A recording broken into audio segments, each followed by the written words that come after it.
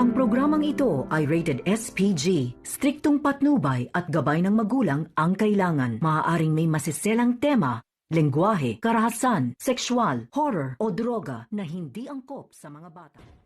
Narito na po ang kapakapanabik na pangyayari sa ating inaabangang pelikula na ang Effie Chase, Batang Quiapo.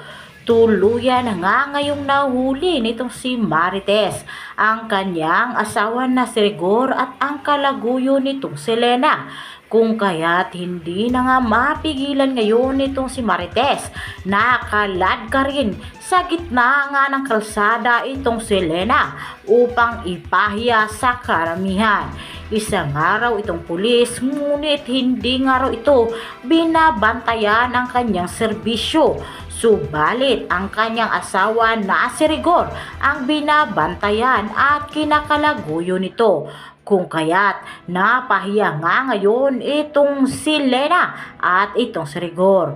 Ngunit dahil nga sa sinabi nitong si Lena mula nga dito kay Rigor na nagdadalang tao nga raw siya sa anak nitong si Rigor, ay sinabi nitong si Rigor na kanyang araw itong tatanggapin at kanyang pananagutan ang bata. Kung kaya't napagdesisyonan ngayon itong si Rigor at si Lena na uuwi sa kanilang bahay sa San Dimas, habang itong si Marites ay naiwan, nakatulala at umiiyak na lamang dahil mas pinili nga nito si Rigor na iuwi ang kanyang kabit kumpara sa kanya na siya ang legal na asawa. Ngunit dahil nga sa pangyayaring iyon ay nalaman nga lahat ito si Tintin ang pangyayari sa kanyang anak na si Marites. Agad nga siyang umuwi ng Quiapo upang kumprontahin nga ito ng buong katotohanan. Doon na nga rin nalaman ito si Tinding na matagal na palang nakalaya ang kanyang apo na si Tanggol. Ngunit ang mas inaalala nito si Tinding ay ang mga pangyayari at itong kalagayan nitong si Marites ngayon na nagluluksa nga siya dahil nga sa kabiguan.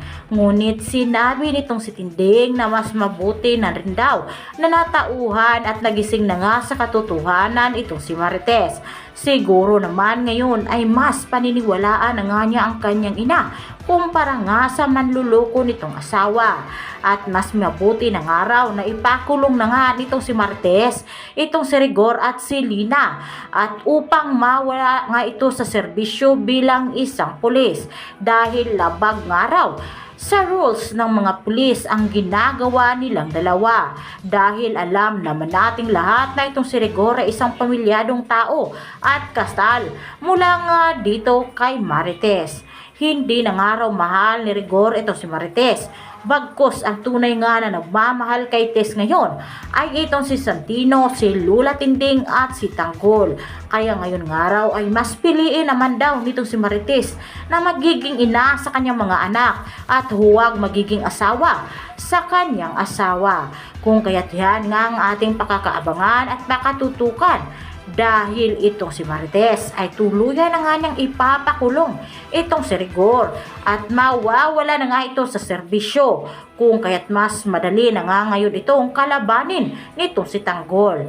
Sa kabilang banda naman, kahit bugbog sarado na nga ngayon ang ating bida na si Tanggol, ay wala nga itong ginawa at upang hindi nga niya mapagbuhatan ng kamay ang kanyang kapatid na si David at si Rigor, ay minas mabuti na lamang niya na umalis na lamang.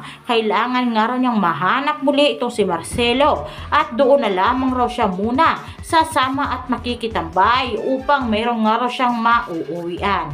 Ngunit bago nga siya pumunta kay Marcelo ay mas minabuti nga niyang hanapin muna ang lugar nitong si Bubbles upang malaman nga nito na nakalaya na nga siya at upang malaman nga rin niya ang kalagayan ng lula nito dahil nga rin sa habilin nitong si Mayor Celso.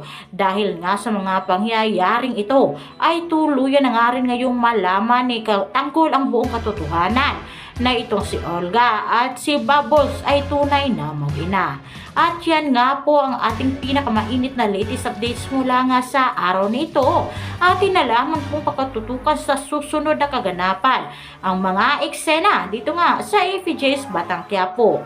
Huwag nyo na lang po sanang kalimutan na i-subscribe, like, and share ang ating munting channel at maraming salamat sa inyong panonood.